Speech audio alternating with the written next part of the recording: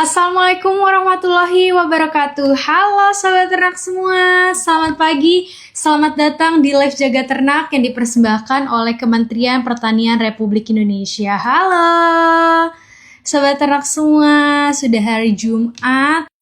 Hari ini hari Jumat, besok sudah weekend, kemarin juga libur. Wah, banyak sekali nih di bulan Mei hari liburnya. Oke Sobat Ternak, bersama saya Abel yang akan menemani Sobat Ternak semua untuk 30 menit ke depan. Oke, pada tema hari ini adalah yuk cegah resistentas antibodi dari hewan. Oke Sobat Ternak, ini aku ulangin lagi ya.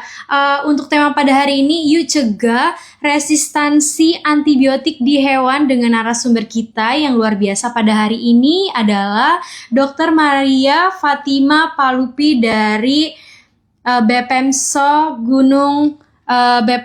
dari Gunung Sindur. Betul.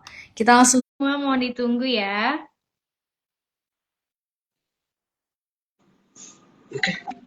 Halo dok, selamat pagi. Selamat pagi Mbak Abel, apa kabar? Alhamdulillah baik, dok apa kabar? Baik juga. Oke, senang sekali hari ini bisa berdiskusi langsung dengan dokter Maria. Oke dok, hari ini kita akan membahas tentang resistensi antibodi di hewan ya dok ya, betul? Resistensi antibiotik Mbak? Oh ya, resistensi antibiotik di hewan. Betul, Jadi salah ya. baca. Oke, sobat ternak semua, dok aku mau tanya dulu nih terlebih dahulu. Boleh diceritakan dulu kepada sobat ternak, apa sih itu BPMSO Gunung Sindur, apa aja juga peran dan tugas utama dari unit ini? Oke, siap. Makasih. Jadi rekan-rekan sekalian, BPMSO itu adalah salah satu unit pelaksana teknis di bawah Direktorat Jenderal Peternakan dan Kesehatan Hewan. Nah, kami adalah satu-satunya UPT yang mempunyai tupoksi untuk melakukan pengujian mutu, pengkajian, dan pengembangan metode pengujian, sertifikasi, keamanan, dan pengawasan mutu obat hewan. Jadi, segala sesuatu hal yang bersifat pengujian obat hewan itu ada di bawah BPMSO, gitu ya, di bawah tugasnya BPMSO, gitu. Dan kami satu-satunya. Kalau sekitar fungsi utama kami ada 18 ya, ada 18 fungsi utama, mungkin nggak usah disebutin satu-satu ya, itu kan sesuai dengan Permentan nomor 9 tahun 2025.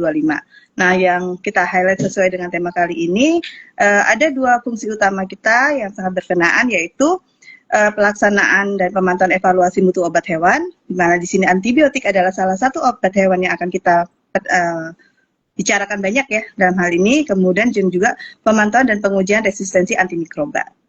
Itu. Oke dok, terima kasih. Lalu bagaimana nih dok peran BPMSO dalam upaya pencegahan resistensi antibiotik di sektor peternakan dan juga kesehatan hewan? Oke, jadi satu hal yang harus kita pahami bersama ya, dan harus kita sadari bareng gitu ya, bahwa resistensi antimikroba ataupun antibiotik itu adalah masalah global dan merupakan ancaman yang nyata banget gitu bagi life threatening ya, apa yang membahayakan kehidupan manusia ataupun hewan bahkan lingkungan. Oleh sebab itu semua pihak itu harus berperan aktif gitu, siapapun dianya. Nah, untuk di sini tadi seperti saya sampaikan tadi bahwa BPMSO itu mempunyai fungsi untuk pemantauan dan pengujian resistensi antimikroba. Dan selain itu tugas utama BPMSO adalah memastikan mutu antimikroba yang diizinkan untuk beredar dan digunakan di Indonesia. Nah, kita memastikan itu yang antibiotik yang beredar itu harus baik. Kenapa? Karena kalau sampai yang beredar itu di bawah mutunya akan menyebabkan pada saat teman-teman dokter hewan di lapangan menggunakan obat tersebut, dia dosisnya akan nggak tepat gitu. Jadi misalnya ditulis 100 mg gitu kan, ternyata kandungannya cuma 80. Padahal dosisnya teman dokter hewan ini hitungnya pakai 100 mg. Otomatis kan yang diterima sama si pasien itu kan akan di bawah dosis tersebut ya. Nah, ketika hewan ataupun yang sakit mendapatkan dosis di bawah yang seharusnya, itu malah kita akan mengajari si bakteri itu untuk survive. Jadi dia nggak akan mati, tapi dia malah belajar, wah ada ancaman nih, aku mesti ngapain ya, gitu. Nah dia akan mendevelop lah sistem mutasi, kemudian gen-gen resistennya akan dipacu semakin banyak sama dia, sehingga dia akan menjadi resisten. Itu BPM-SO di situ sangat berperan penting untuk memastikan bahwa mutu yang beredar ada baik. Kemudian tadi kita juga bicara bahwa BPM-SO mempunyai tugas untuk pengkajian obat hewan. Nah, kami sudah aktif ya melakukan pengkajian tentang resistensi ini dari 2017. Hampir tiap tahun tuh kami melakukan pengkajian tentang resistensi obat hewan. Bahkan 4 tahun terakhir ini kami sangat concern dengan antibiotik ciprofloxacin gitu. Mungkin Mbak Abel ataupun teman-teman yang pada saat sakit kalau ke dokter manusia kita kena infeksi bakteri pernah tuh dikasih ciprofloxacin mungkin ya. Nah, ciprofloxacin ini digunakan di manusia, tapi pada saat yang sama di Indonesia ciprofloxacin juga bisa digunakan di hewan. Nah, ini ada irisan nih. Gitu. Sehingga menyebabkan concern jangan sampai bakteri resisten ciprofloxacin dari hewan nanti mengenai ke manusia gitu. Padahal ciprofloxacin di manusia itu penting banget. Nah, ini sedang kami kaji. Nah, kenapa ciprofloxacin ini menjadi sangat penting? Karena di manusia itu masuk dalam highest priority critical antimicrobial for human. Jadi istilahnya kalau main kasta dia kasta paling atas lah gitu ya. Jadi harus benar-benar kita protect penggunaannya. Nah, ini sedang kami kaji sekarang dan pengkajiannya tidak hanya sekedar resistensi saja. Kami juga mempelajari bagaimana dengan farmakokinetiknya, farmakodinamiknya, bagaimana mutrannya juga sehingga kalau dikasih obat dia menjadi resisten. Kita pelajari penuh seperti itu sehingga ya harapan kami nanti bisa menjadi suatu kita menjadi lebih hati-hati gitu dalam menggunakan obat-obat yang terutama yang beririsan dengan manusia. Itu salah satunya hubungan BPM-SO dengan pencegahan resistensi di antibiotik. Oke, nah kalau untuk berikutnya nih dok, mengapa sih resistensi antibiotik ini sering dianggap sebagai ancaman yang cukup serius baik untuk kesehatan hewan maupun manusia? Oke, nah jadi resistensi antibiotik ini memang sangat serius ya. Jadi tahun 2013 sebenarnya WHO sendiri sudah menyatakan bahwa resistensi antibiotik itu adalah silent pandemic gitu. Jadi silent pandemic yang diam-diam tiba-tiba boom gitu ya. Pada saat itu tahun 2010 diperkirakan kalau kita tidak sama sekali melakukan apapun, maksudnya kita tidak ada intervensi, tidak melakukan hal-hal yang berusaha untuk mengurangi atau mencegah resistensi ini, jumlah kematian di manusia itu bisa sampai 10 juta orang, gitu kan, sampai tahun 2050. Bahkan untuk studi yang terbaru oleh Eco AMR series, diperkirakan kalau kita sama sekali tidak melakukan intervensi, tidak melakukan kegiatan-kegiatan yang berfungsi mencegah ataupun memberantas AMR, itu dari tahun 2025 sampai 2050 kematian orang itu yang tadinya 10 juta bisa naik jadi 38,5 juta orang gitu kan. Wow, jadi banyak sekali ya. Banyak sekali gitu kan. Itu kalau kita nggak ngapa-ngapain ya udahlah biarin aja lah, bisa beli antibiotik antibiotik di nggak pakai resep dokter atau belinya sembarangan. Kemudian kalau di hewan itu kerugiannya nggak cuma lah dari segi produksi ekonomi juga sangat berdampak. GDP-nya itu bisa sampai turun 40 miliar USD ya. Itu. Wow. Nah, itu kalau sampai 2050 kita tidak melakukan apa-apa. Nah, memang seperti disampaikan Sir Fleming ya, penemu antibiotik, semuanya kan akan resisten pada waktunya, gitu kan? Nah, pada saat yang sama kita beberapa tahun terakhir ini sulit sekali menemukan antibiotik yang baru. Adanya antibiotik generasi yang lama, sedangkan bakterinya tuh pintar banget. Ada antibiotik baru, beberapa tahun kemudian dia jadi resisten. Antibiotik baru dia jadi resisten. Jadi kita memang harus berupaya untuk menjaga antibiotik yang ada ini tetap paten gitu loh, tetap efektif baik untuk di manusia, di hewan, bahkan di tumbuhan juga pakai loh ya. Ini juga ini tetap supaya efektif. Bagaimana caranya? Nah, itu ya hal-hal itu yang menjadi concern kita. Kenapa menjadi ancaman yang sangat serius, life threatening lah ya, gitu. Bahkan Bank Dunia tuh bilangnya udah nggak sering pandemik lagi, grand pandemic gitu dibilangnya. Grand pandemic, oke. Tapi sebenarnya dok, faktor penyebab utama resistasi antibiotik ini biasanya terjadi pada hewan ternak apa sih dok? Sebenarnya kan semua hewan itu sangat semua, nggak juga hewan yang manusia juga ya. Kita kan juga hewan kalau dari nomenklatur itu tidak hanya pada ternak saja, tapi juga di pet kita juga harus concern juga. Itu terutama adalah karena pemakaian yang tidak tepat, itu ataupun yang berlebihan, misuse atau overuse gitu. Jadi contoh nih, mungkin kita nggak bicara secara general ya. Obat kan biasa tuh kalau di resep dokter hewan, kucingnya harus diberi antibiotik A selama 5 hari berturut-turut gitu kan. Kemudian 3 hari kok kucing saya udah oke ya. Kan tahu sendiri kan susah banget kan kadang-kadang ngasih obat ke hewan gitu. Udah sehat lah dia, biarin aja, berhenti tuh 3 hari. Padahal itu belum selesai pengobatannya, yang ada si bakteri yang tadi menginfeksi jadi belajar gitu kan. Oh kalau antibiotiknya ini saya harus ngertakin mutannya begini deh, begini deh. Atau kalau umpamanya di ternak nih, terutama di ternak yang pemeliharaannya massa ya, dan populasi besar gitu. Biasanya ada tuh istilah flushing. Flushing itu adalah pemberian antibiotik biasanya pada saat ayam baru masuk kandang. Tuh sebenarnya ayamnya sehat gitu kan. Tapi karena takut masih kecil, imunnya belum bagus, takut karena nanti kena infeksi bakteri, dikasih dulu tuh antibiotik. Padahal sebenarnya fine-fine aja gitu. Jadi jadinya overuse kan, penggunaannya jadi berlebihan. Jadi hal-hal seperti itulah yang salah duanya yang membuat resistensi di ternak ataupun di hewan kita jadi ada gitu. Dan manusia juga sama sih Mbak. Jadi kalau dikasih sama dokter bilang 5 hari ya Bu, 5 hari ya dihabisin, jangan stop pada saat kita udah ngerasa baik-baik aja gitu. Iya. Sebenarnya itu relate ke aku juga sih. Kadang kalau misalnya dikasih antibiotik nggak dihabiskan, ternyata memang harus dihabiskan. Harus ya, betul, iya. Oke, tapi kalau misalnya di PPMSO sendiri, apakah upaya yang dilakukan untuk memastikan bahwa antibiotik yang digunakan pada hewan itu benar-benar aman dan efektif? Oke, kita ceritakan di awal. Jadi BPMSO itu kan merupakan bagian dari proses perizinan obat hewan ya. Salah satunya adalah antibiotik. Nah, dalam proses ini, jadi ketika obat hewan yang mau didaftarkan di Indonesia sudah memenuhi administrasinya di PPOH, mereka harus bawa sampel nih ke BPMSO untuk diuji mutunya. Nah, untuk diuji mutunya BPMSO harus memastikan bahwa hasil pengujiannya itu valid.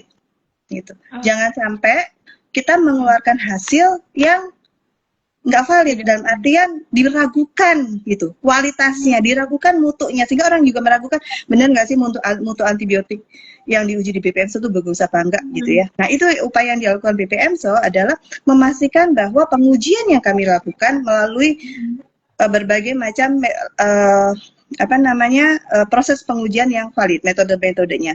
Orang-orangnya juga harus kami pastikan bahwa orang-orang penguji di BPMSO itu harus qualified, sehingga ada banyak pelatihan. Kemudian juga kami pada saat menguji antibiotik kami menggunakan certified reference standar gitu ya, sehingga terketelusurannya bagus, karena BPMSO sebagai laboratorium harus tetap berpegang pada ISO 17025 tahun 2017.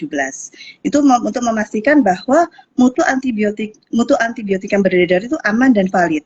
Nah, kemudian BPMSO ini juga selain kegiatan pengujian yang kami istilahnya disiplin berpegang pada pengujian yang valid, kami juga rutin melakukan monitoring pada antibiotik yang telah mendapatkan nomor registrasi. Jadi kan tadi ada prosesnya tuh. Nah, setelah mendapatkan izin edar gimana? Siapa yang mantau? Gitu kan? Yeah. Untuk memastikan bahwa jangan cuma bagus pada saat mau ngajuin izin, jadi kan pada saat dijual juga harus tetap bagus. Nah, itu juga dilakukan oleh BPMSO. Salah satunya ada melalui kita ada kegiatan sampling sewaktu-waktu, itu dilakukan di kita pengambilan sampel langsung ke distributornya ataupun ke produsennya atau importirnya. Kemudian kita ada pemantauan. Nah, pemantauan ini biasanya kita ke lapangan, bisa ke poultry shop ataupun ke cabang. Kemudian juga pengkajian. Nah, pengkajian tadi selain kita pengkajian resistensi, kita juga ada pengkajian mutu. Nah, tahun ini kami melakukan pengkajian mutu obat tentang quinolone. Dan kita juga menerima sampel dari teman-teman kiriman dinas. Kiriman dinas ini dikirim oleh teman-teman pengawas obat hewan di dinas-dinas untuk memastikan bahwa obat-obat hewan yang beredar itu harus sesuai dengan mutunya. Nanti kalau ternyata dari hasil pengujian kami itu nggak sesuai nih gitu ya, ternyata di bawah mutunya ya, nggak sesuai sama yang di statement kan ya. Nah, ini kami laporkan nih ke pihak-pihak yang terkait, baik ke pengawas untuk supaya ditindaklanjuti, jangan sampai batch yang ini dibiarkan beredar gitu. Ada. Itu salah Oke. satu. Oke dok, ini ada dari Sobat Ternak yang menyampaikan resistansi antibiotik sekarang penyebab utamanya adalah kebebasan pembelian antibiotik atau obat-obatan. Kita buka di marketplace, semuanya jadi akses pembelian dan pemakaian antibiotik sangat bebas tanpa pengawasan. Nah, itu bagaimana tuh dok? Supaya tidak terlalu bebas untuk dijangkau oleh Sobat Ternak, jadi nggak sembarangan membeli. Iya, memang ya yang harus saya sendiri juga waktu sampling juga, wih kok ini harusnya pakai resep dokter hewan ya harusnya gitu kan. Memang sebenarnya penjualan, istilahnya penjualan untuk yang antibiotik itu tidak boleh sembarangan gitu kan, tidak boleh sembarangan. Bahkan untuk poultry shop pun harus ada dokter hewannya gitu kan. Jadi ketika Bapak Ibu menemukan, kami harus akui ya, mungkin jumlah pengawas belum terlalu banyak dan teknologi kita sangat berkembang dengan pesat gitu ya dalam satu sisi gitu kan. Jadi di sini kami juga menghimbau kesadaran Bapak Ibu untuk yang bisa menjangkau di marketplace itu sebenarnya bisa dilaporkan juga ke pemilik marketplace tersebut gitu loh. Apalagi kalau ternyata bisa dipertanyakan juga ya, Pak Mel tadi ini harusnya nggak boleh dijual secara bebas. Orang obat keras kalau dijual secara bebas itu kan nggak mungkin sama sekali kan gitu kan. Kecuali kalau ada resep dokter hewannya ya kan, saya lihat beberapa marketplace asal ada upload resep dokter hewannya bisa kayak di manusia ya, di sektor manusia. Mungkin itu bisa diperlakukan sama gitu loh. Jadi kesadaran dari yang pemilik marketplace sendiri, kesadaran dari kitanya sendiri, dan kita bisa melaporkan hal tersebut. Jadi yang pertama kita harus bangun itu bukan hanya dari sisi pengawasan minta orang lain ngawasi, tapi dari diri kita juga gitu. Harus kita sadari bersama bahwa antibiotik itu tidak boleh digunakan sembarangan tanpa resep ataupun pengawasan dari dokter hewan. Oke, baik dok, terima kasih. Nah dok, untuk berikutnya bisa dijelaskan nggak nih dok, secara singkat proses dari pengujian antibiotik yang di laboratorium BPMSO seperti apa sih, tahapan awalannya itu bagaimana? Oke, siap. Jadi kalau untuk sampel yang kita sebenarnya ada beberapa jenis sampel ya, ada beberapa jenis sampel. Sampel registrasi itu yang bertujuan untuk izin peredaran, kemudian ada sampel kiriman dinas yang tadi dari pengawasan teman-teman pengawas obat hewan, itu adalah sampel-sampel yang sudah memiliki izin edar dan ada sistem pelayanan teknis. Jadi kalau pelayanan teknis itu boleh siapa saja mengirimkan ke BPMSO. Dan untuk yang registrasi udah pasti bahwa harus proses administrasinya selesai dulu nih, disetujui dulu oleh BPOH. Kemudian sampel akan dikirimkan ke BPMSO, dicek dulu sama teman-teman pelayanan teknis. Itu dipastikan bahwa adminnya oke, dokumennya oke gitu ya, sesuai sama sampelnya. Ketika sampel sudah sesuai antara data yang masuk dengan sampelnya secara fisik udah oke, dikirimkan ke laboratorium. Nah, untuk obat yang non-steril itu akan dikirimkan di laboratorium unit uji farmaseutik dan premik. Kalau yang steril, selain dikirimkan di unit uji farmaseutik dan premik, juga harus dikirimkan ke unit uji bakteriologi. Kenapa? Untuk yang obat yang steril harus dilakukan uji sterilitas. Karena itu kan bahaya banget tuh diinjeksi, kalau nggak steril yang ada kita malah masukin penyakit ya, kuman kan. Setelah kalau tadi yang obat non steril di farmaseutik itu akan diuji dulu, uji umumnya, warnanya seragam apa enggak, ada partikel asingnya apa enggak gitu kan, terus bentuknya homogen apa enggak, jangan dibilang serbuk nggak taunya di dalamnya ada gumpalan-gumpalan gitu kan. Kemudian dicek identitasnya, misalnya nih suatu obat dinyatakan isinya adalah oksitetrasiklin, kita harus memastikan bahwa oh ya benar nih oksitetrasiklin, bukan golongan tetrasiklin yang lain, karena hampir mirip ya oksitetra gitu kan. Harus benar-benar isinya oksitetrasiklin. Kalau udah pasti, oh benar nih isinya benar oksitetrasiklin, akan kita lakukan uji potensi ataupun kadar untuk memastikan bahwa jumlahnya itu sesuai antara yang distatementkan di label gitu. Kalau jumlahnya 100 mg ya harus sesuai dong di kisaran segitu. Jangan sampai 100, katanya pas dicek kok isinya cuma 50 ya tadi nanti kalau kita biarin jadi resistensi. Gitu. Kemudian ada kalau yang steril tadi, selain uji sterilitas, kita juga ada uji toksisitas. Gitu. Uji toksisitas abnormal itu langsung disuntikan ke mencit, untuk memastikan bahwa tidak ada menyebabkan toksik buat si hewan yang akan menerima. Setelah uji identitas umum identitas kadar sterilitas toksisitas baru tuh dikirimkan untuk dibuat sertifikasi. Nah, sertifikasi keluar ataupun kalau kiriman dinas hasil uji ya, namanya hasil uji keluar. Itu keluar dan sudah divalidasi nih sama teman-teman. Kita juga ada, jadi validasinya bertingkat itu Mbak. Dari penguji ke penyediaannya dulu, penyediaannya baru ke pelayanan teknis, baru sama QA. QA-nya baru bisa keluarin gitu. Nah, itu baru deh. Memang alurnya sangat panjang ya Bu ya untuk mendapatkan sertifikasinya juga ya. Sebenarnya sih nggak terlalu panjang, tapi kita strict ya, dalam artian kita melakukan pengawasan berjenjang gitu kan, untuk memastikan bahwa hasil yang kita keluarkan benar-benar valid dan tidak ada kesalahan gitu, jangan sampai juga merugikan pelanggan kan ya. Oh iya betul. Nah kalau misalnya standar apa sih yang digunakan dalam proses pengujian di sana? Apakah menggunakan standar internasional atau seperti ISO? Oke, sebenarnya kalau di obat hewan, gitu ya, mau yang antibiotik ataupun biologik, kita punya pemerintah sudah mengeluarkan namanya Farmakope Obat Hewan Indonesia. Gitu. Itu adalah istilahnya kitab sucinya kita dalam melakukan pengujian. Di situ juga sudah tercantumkan dinyatakan lulusnya jika gitu. Jadi kita harus memenuhi itu. Misalnya untuk yang antibiotik yang dengan pengujian uji bioassay itu kelulusannya adalah 95% sampai 105% dari yang dinyatakan di labelnya. Itu harus kita ikuti sekali. Kemudian apabila, nah ini ya memang tantangan buat kita, di luar itu kemajuan obat secara umum, termasuk obat hewan di sini kan sangat pesat ya, sangat pesat. Dan kadang-kadang kan kita belum sempat membuat farmakope baru. Nah kita akan merujuk yang istilahnya setingkat atau lebih tinggi, misalnya USP.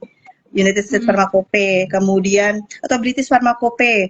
Nah ini kalau nanti nggak ada lagi, karena banyak ada beberapa yang kombinasi yang obat dengan zat aktif kombinasi yang kita nggak menemukan di USP ataupun BP. Kita akan melihat di dokumen registrasinya. Kita anggap dokumen registrasinya sah, kenapa? Karena sudah melewati dari PPOH kan, sudah disetujui. Kemudian kita akan melihat, mereka mengujinya metodenya udah divalidasi nih. Kadang-kadang sering kali kita minta hasil validasi metode uji kamu gimana gitu, karena untuk meyakinkan bahwa ketika kami pun melakukan hasilnya nanti valid, jangan sampai sembarangan menggunakan metode uji. Nah kalau udah dokumen registrasi nggak ada, kita juga mengembangkan sih Mbak, melakukan inovasi pengujian yang kita kembangkan secara internal. Nah itu kita gunakan juga. Jadi memang ada tahap-tahap dan beberapa pilihan ya standar, tapi pada umumnya mengacunya masih di Farmakope Obat Hewan Indonesia. Oke, tapi kalau misalnya saat ini ada regulasi nasional yang mengatur penggunaan antibiotik di sektor peternakan, Bu? Apa? Regulasinya? Iya, saat ini apakah sudah ada regulasi nasional yang mengatur penggunaan antibiotik di sektor peternakan? Oke. Sebenarnya kalau penggunaan antibiotik di sektor hewan ataupun peternakan itu kita mengacunya pada Undang-Undang 18 tahun 2019 yang sudah diperbarui di 41 ya. Nah, itu di pasal 22 ayat 4 itu melarang penggunaan antibiotik sebagai imbuhan pakan. Jadi udah dari undang-undangnya sudah ada peraturan tersebut. Kemudian diturunkan lagi ada Permentan nomor 14 tahun 2017. Nah, itu tentang klasifikasi obat hewan. Di situ juga mengatur tentang berbagai macam antibiotik yang boleh digunakan ataupun yang tidak digunakan, boleh digunakan sebagai apa dan tidak boleh digunakan sebagai apa. Itu juga sudah ada. Kemudian juga karena kita sudah melarang digunakan sebagai pemacu pertumbuhan, kita ada juga penggunaan obat hewan di pakan sebagai pakan terapi. Itu juga sudah ada pengaturan juknisnya ya, juknis penggunaan obat hewan untuk pakan terapi gitu. Bahkan di Permentan sendiri ada tuh mengatur pestisida juga tidak boleh menggunakan antibiotik sebagai pestisida. Jadi sebenarnya peraturannya sudah cukup banyak, tinggal bagaimana teman-teman antara kita dan teman-teman di lapangan mengimplementasikannya dan taat melaksanakannya. Dengan peraturannya ya. Betul. Oke, kalau misalnya di BPMSO juga aktif nggak nih melakukan edukasi atau sosialisasi kepada peternak soal bahayanya resistensi antibiotik ini? Oke, kita sudah melakukan terutama kan dari tadi saya sampaikan dari 2017 kita sudah banyak melakukan pengkajian ya tiap tahun bahkan. Jadi tiap tahun pun pada saat kita melakukan pengkajian itu biasanya kita tuh berdiskusi gitu dengan teman-teman peternak ataupun penanggung jawab dari peternakan tersebut. Bagaimana menggunakan antibiotik yang baik, apa yang harusnya dihindari, itu kita lakukan secara diskusi. Kemudian kita juga ini Mbak, pekajian-pekajian yang tadi kita lakukan itu tidak menjadi buku yang menumpuk di perpustakaan gitu. Kita publikasikan gitu. Bahkan beberapa sudah kami publikasikan di jurnal yang terakreditasi nasional, di UGM, di Udayana, dan juga ada yang dipublikasikan di jurnal-jurnal internasional gitu. Sehingga orang akan mendapatkan manfaat yang lebih banyak dari apa yang sudah kami kerjakan. Oke, ini menjelang untuk segmen terakhir, apakah ada inovasi atau program terbaru dari BPMSO dalam mendukung pengendalian resistensi antibiotik ini? Oke, inovasi yang kami lakukan saat ini terutama karena memang core kami adalah pengujian mutu obat hewan, tentunya adalah metode pengujian terutama untuk pemastian identitas ya dan kadar dari antibiotik yang kami uji. Nah itu kami berupaya selalu mencari metode yang tepat, cepat, akurat, dan aman. Nah ini, yang penting tuh aman juga. Jangan sampai nanti nggak aman buat pengujinya, gitu kan. Nah kami banyak sudah menggeser zat-zat reagen yang mungkin bersifat karsinogenik menjadi yang lebih aman. Nah itu, dan bisa diadop oleh teman-teman di perusahaan ataupun di lapangan. Selain itu, tahap 2021 kami sedang dan sampai sekarang ya kita sedang mendevelop laboratorium AMR yang tiap tahun kita lengkapi, dan juga kami juga mengikuti uji profisiensi untuk deteksi bakteri dan uji resistensi yang diselenggarakan oleh lembaga internasional. Ini inovasi kami dalam rangka memperkuat kemampuan kami melakukan uji resistensi. Selain itu juga dengan bekerja dengan FAO kami melakukan kajian. Nah di probiotik nih, resistensi di probiotik sampai ke tahap molekuler seperti itu. Dan moga-moga ini bermanfaat untuk masyarakat banyak.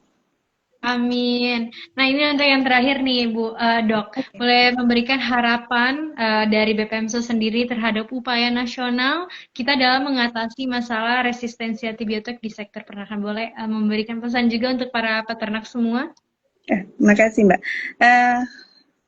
Harus kita akui bahwa sudah banyak upaya serius ya dari Kementan di CPKH dalam rangka mengendalikan AMR di sektor peternakan dan ataupun hewan. Ini sudah sangat banyak dan sudah banyak didukung oleh masyarakat. Tapi hal itu kan tetap harus didukung oleh masyarakat banyak ya. Kemudian yang kami harapkan juga semakin tingginya pengawasan terhadap antibiotik yang sudah beredar di lapangan. Itu terutama oleh teman-teman pengawas mungkin bisa mengirimkan lebih banyak lagi sampel-sampel antibiotik sehingga kita bisa mengevaluasi benar-benar mutu antibiotik yang beredar, karena sudah brand mereknya itu udah ratusan gitu kan, mungkin udah ratusan jumlahnya yang beredar dan diizinkan beredar, dan kalau semakin banyak sampel kan evaluasinya akan semakin bagus ya.